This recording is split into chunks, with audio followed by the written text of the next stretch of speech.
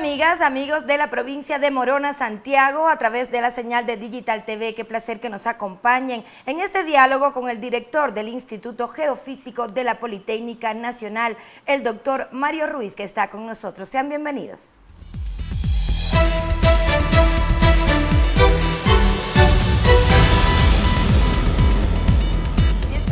Conversando para iniciar este diálogo con nuestro invitado, el ingeniero Mario Ruiz, a quien le agradecemos muchísimo, por supuesto, por estar acompañándonos, y queremos iniciar esta conversación conociendo un poco lo que es el Instituto Geofísico de la Politécnica Nacional, a qué se dedica, cuál es su función, cómo la cumple día a día. Bienvenido. Bueno, el Instituto Geofísico es parte de la Escuela Politécnica Nacional, es un centro de monitoreo, investigación y docencia, ¿no? En la parte de monitoreo nos encargamos de monitorear toda la actividad sísmica y volcánica en todo el territorio nacional, incluida la parte continental y las Islas Galápagos, ¿no? En la parte de investigación, ¿no? Nosotros colaboramos, por ejemplo, el Instituto Geofísico ha sido reconocido como un laboratorio internacional por el gobierno de Francia, ¿no? Y tenemos cooperación con muchos investigadores del país y también del extranjero, por ejemplo, de Francia, de las universidades de Niza, de Grenoble, de París, ¿no? Tenemos contactos o investigaciones con Japón, ¿no? Con los Estados Unidos, ¿sí? Y con algunas universidades de Inglaterra. Y como docencia, nosotros tenemos una maestría en gestión de riesgos y estamos ahora proponiendo y trabajando en un proyecto de doctorado, ¿no? En ciencias de la tierra, con énfasis en sismología y en vulcanología. Tengo entendido, doctor, que el instituto se creó hace un poquito más de 30 años, toda una historia de trabajo, pero que este trabajo requiere obviamente tecnología, presupuesto. ¿Cómo lo han recibido a lo largo de todos estos años y cómo se encuentran hoy? Bueno, el Instituto Geofísico se creó en febrero de 1983, ¿no? Y se creó, me cuentan, el doctor Minar Hall, que fue su fundador, Hugo Yepes, que también fue su fundador, dice, se creó con una mesa y una máquina de escribir, ¿no? Entonces así nació ese sueño, ¿no?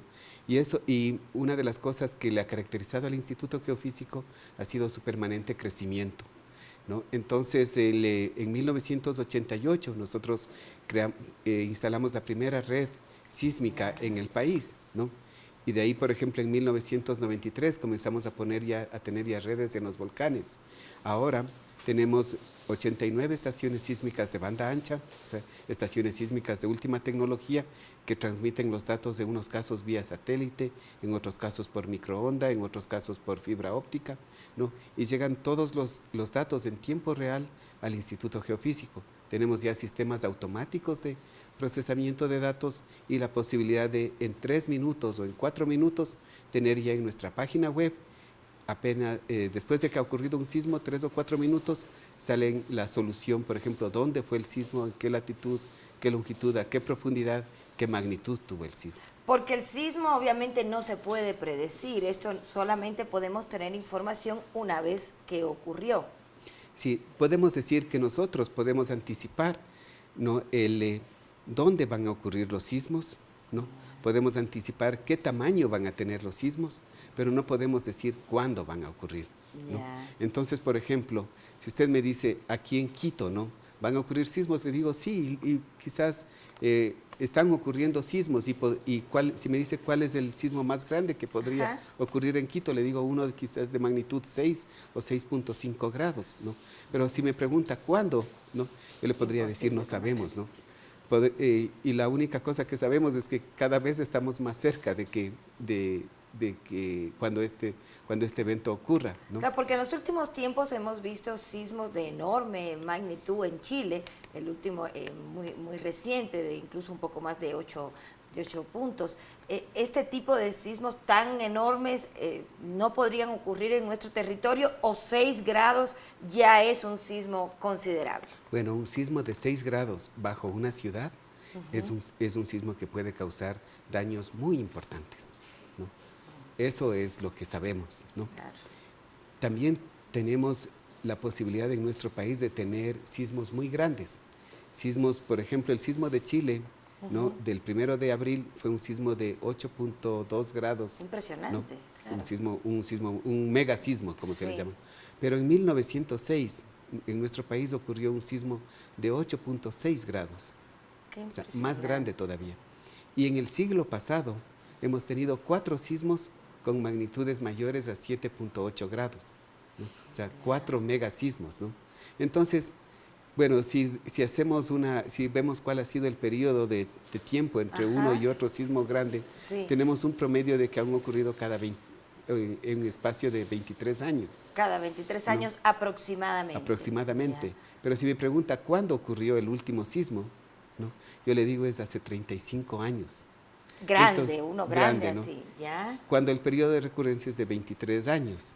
Claro. ¿no? Por eso es que no se puede predecir de Por eso es que ninguna no se puede predecir, pero lo que podemos decir es que sí tenemos la posibilidad de tener esos sismos, y el país debe emprender un programa, una cruzada nacional para estar mejor preparados al momento que el sismo ocurre. Y precisamente hacia allá iba mi siguiente pregunta. Este tipo de investigación de datos e históricos nos sirven para que se tomen medidas de información, de conocimiento, incluso en el tema constructivo para nuestras ciudades, ¿verdad? Sí, porque lo peor que podemos hacer es ignorar los problemas, ¿no? Claro. Nuestro trabajo en primer lugar es alertar a la población, decirle, esto es una realidad, ¿no? Esto es a lo que nosotros debemos prepararnos, ¿no?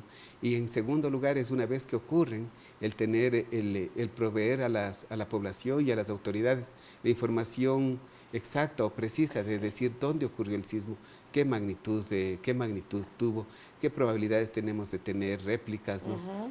Cómo van ocurriendo las réplicas, porque toda esa es información que ayuda a los tomadores ya de decisiones a enfrentar mejor una emergencia como esta. Ahora, pasando de los sismos a lo de los volcanes, que en esto sí tenemos noticias de manera más frecuente. De hecho, el Tungurahua, nuestro volcán Tungurahua, está constantemente durante los últimos años en un proceso de actividad notoria. ¿Qué nos puede decir al momento de este volcán, ingeniero? Bueno, el volcán Tungurahua inició desde el año pasado una fase con periodos de recurrencia, con una actividad eruptiva más o menos importante cada aproximadamente 2 a 3 meses, ¿no?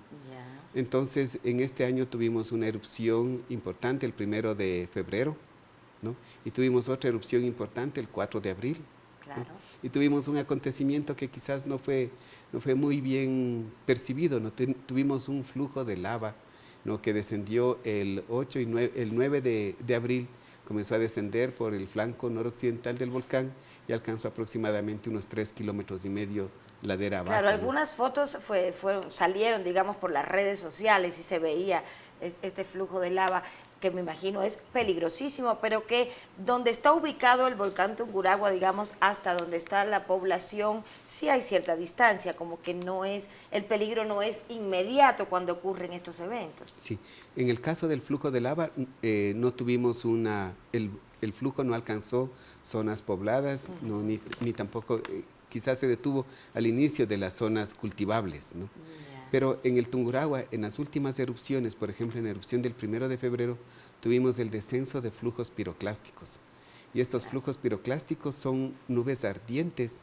¿Son como piedras ardientes? No, es una nube, ¿no? Que es una mezcla de gases, polvo y piedras, ¿no? Que baja a una velocidad de, digamos, unos 70 kilómetros por hora. Eso me gustaría conocer. La lava va mucho más lento. Estos flujos piroclásticos sí son mucho más Estos son mucho más rápidos, ¿no? Ya. Si el flujo de lava se demora en descender 3 kilómetros, se puede demorar unos 3 días. Ya. ¿no? El flujo piroclástico desciende esa misma distancia en cuestión de 4, 5, 6 minutos. Ah, es inmediato. Sí, entonces la capacidad de reaccionar de los pobladores en este caso es muy reducida, ¿no? Porque tenemos muy poco tiempo. Tuvimos estos flujos piroclásticos que bajaron por muchas quebradas del volcán, ¿no? Ventajosamente se pudo, unas horas antes de que ocurran los flujos estos flujos piroclásticos, se pudo dar los avisos a la Secretaría de Gestión de Riesgos, a los pobladores, a los alcaldes, a las autoridades, y se hizo de alguna forma un plan de alertamiento y de evacuación voluntaria antes de que lleguen estos. Porque tengo entendido que en estos momentos existe esa coordinación, ¿verdad?, entre los diferentes estamentos y autoridades, como para que un aviso del instituto que usted dirige inmediatamente pasa a las autoridades y esto trasciende a la población. Si tenemos un sistema de comunicación, nosotros estamos perfectamente articulados con el sistema, somos parte de este sistema de gestión de riesgos, tenemos una articulación importante, una vinculación importante con la Secretaría de Gestión de Riesgos. Entonces, inmediatamente que pasa algo, nosotros tenemos un protocolo para comunicar, ¿no? Pero también nos comunicamos con los alcaldes, ¿no?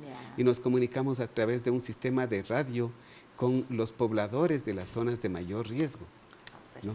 Entonces ahí tenemos algo que ha sido inédito quizás en el país y en el mundo, ¿no? Es un sistema de contacto directo con los pobladores que les llamamos los vigías del volcán, o que se llaman los vigías del volcán.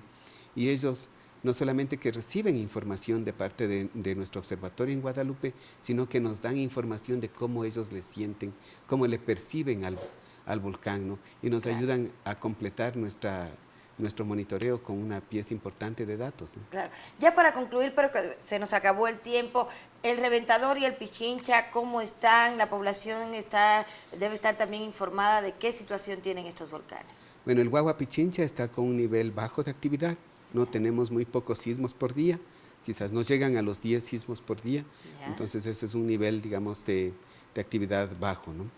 El Reventador, en cambio, está con un nivel de actividad entre moderado o alto.